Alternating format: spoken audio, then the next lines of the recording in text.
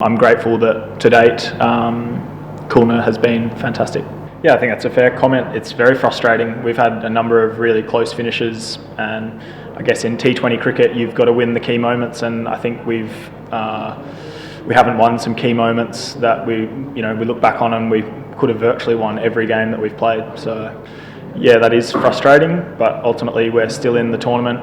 We win our last two games and we give ourselves a chance for the playoffs. There is lots of payment issue discussing in BPL. Did you get the money? Yeah, so far I'm on track as per my agreement. So yeah, it's obviously disappointing to hear some issues going on in other franchises, but ultimately, from our franchise's perspective, everything is up to date. I think our fielding is a big one where we've sort of missed some chances at key times. I look back at the games we've won and our fielding's been top draw. So I think today we batted really well. I felt like that was an over par score on that wicket. The ball was spinning, it was gripping for the seam bowlers when they were rolling their fingers and things. So yeah, I felt like we had a good score on the board. Perhaps we didn't quite execute as well as we would have liked with the ball, and some sort of costly errors in the field. You look back on and you think in a game decided by 4 or 5 balls, that's probably the difference. I guess that's up to opinion, really. As a player, you have a responsibility to be performing to the best of your ability. Ultimately, that's your responsibility. Preparing well and giving you 100%. And I guess as an owner or as a franchise, you have a responsibility to stick to the contract with your players. So, that's disappointing if that's not happening elsewhere. But yeah, I'm grateful that to date Khulna has been fantastic.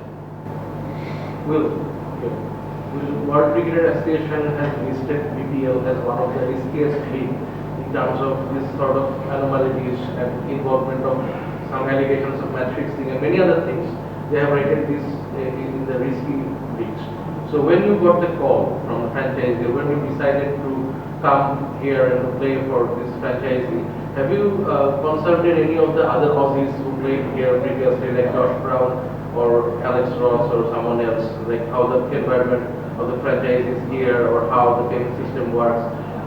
Like, have you consulted any other fellow Australians before stepping here?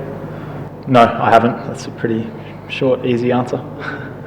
To my knowledge, if we win our next 2 games, I think we can sneak into 4th. Correct me if I'm wrong, but our full focus is on winning. If we win 5 games in a row, we're the BPL champions. So that's certainly our focus as a team. And yeah, obviously really disappointed today not to, with a good score on the board, a wicket with some, it had some things in it for particularly the spin bowlers and when the pace was off the ball. So, I felt that was a missed opportunity, and, we probably had some missed opportunities in our games in Sylhet as well.